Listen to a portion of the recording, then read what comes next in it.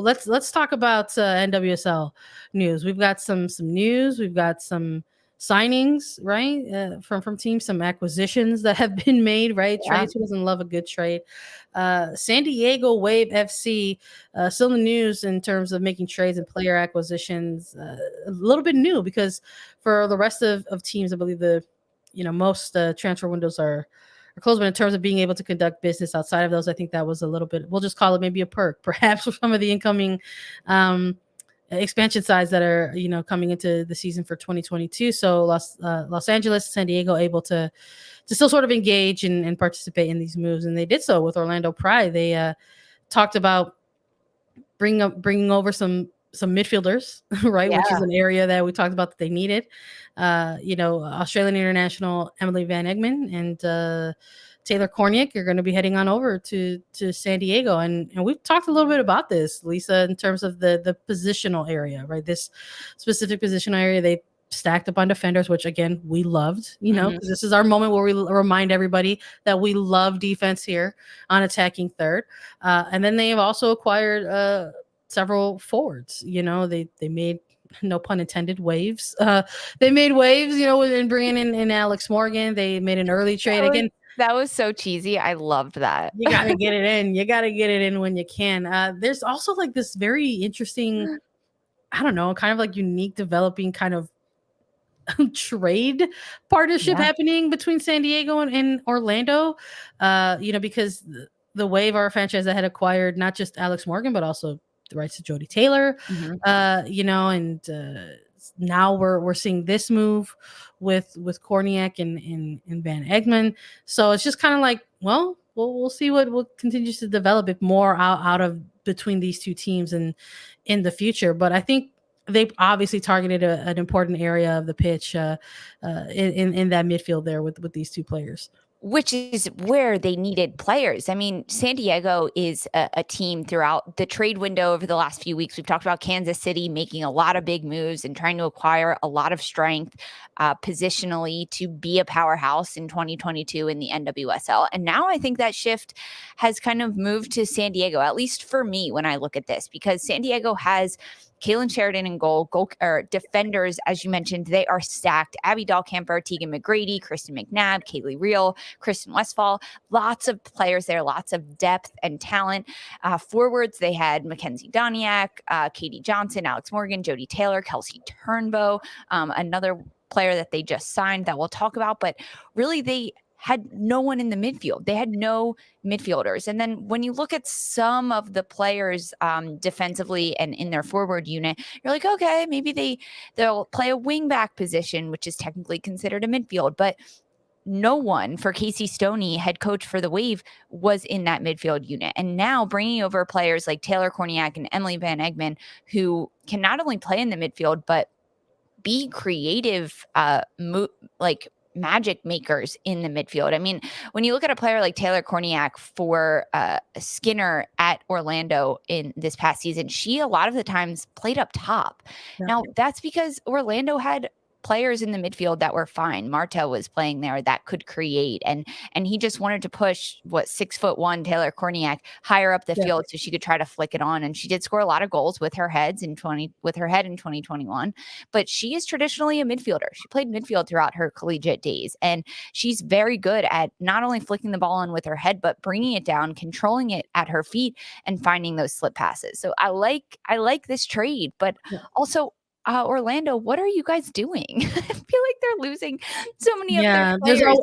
True rebuild there, right? Like, as much as I have to praise San Diego for everything that they're acquiring, we said it was a big kind of partnership with Orlando Pride, and Orlando is just losing a lot of their players and getting some allocation money. So there's always there's always the other side of the story, right? With what it looks like. And it just sort of see the fan reaction to some of it was kind of like, oh, great. Like, so who is on our team, kind of vibes. But San Diego, I think maybe on the side of the acquisition side of it are just kind of like sick. More players for us. Right. Let's go. Sending $125,000 of allocation money with potential for additional funds pending certain conditions if they're met. And San Diego Wave also is going to send their natural second round pick in 2024 to Orlando Pride. So I think that was a first as well. I think a lot of the moves that have been done have been involving picks have sort of been for 2023, and apparently now we're looking ahead even to 2024 and including those as well. But they didn't stop there. They also announced another big move in bringing international Swedish international Sofia Jakobsson, signing her to a 3-year deal with San Diego and terminating the contract that she had with Bayern Munich, which I don't know if people are like maybe recognizing how huge that is, but I'm gonna just say it, it's big. It's It's a big huge. it's a huge deal that, an NWSL club can lure over a huge talent like that, into the American domestic league, ultimately saying, goodbye to one of the bigger European franchises, in Germany, specifically. So I thought this was actually announced before the Orlando trade, which was still, I think, maybe highlights that Korniak and Van Egmond move a little bit more, because it was like, oh wow, what an amazing talented forward. Like, Lisa, we had the opportunity to have this player on Attacking Third. You did a great interview with her while she was with Bayern during the Women's Cup and highlighting the players that were performing in that tournament. So this move was like really, really elevated. It was a huge deal. And then it was still that angle of like, gosh, they really just have a ton of forwards and defenders.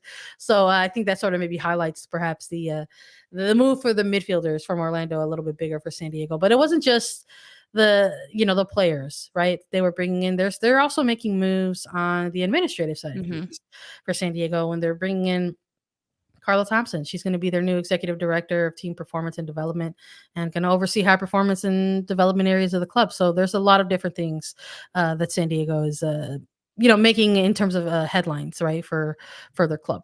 It really is. I mean, Sofia Jakobsson, when that deal happened and we saw that announcement on Twitter, I was so pumped because now that she is in the NWSL and really like terminating, it's not like a loan or anything that we could see in the middle of the season coming over for a short stint, just seeing what she can provide.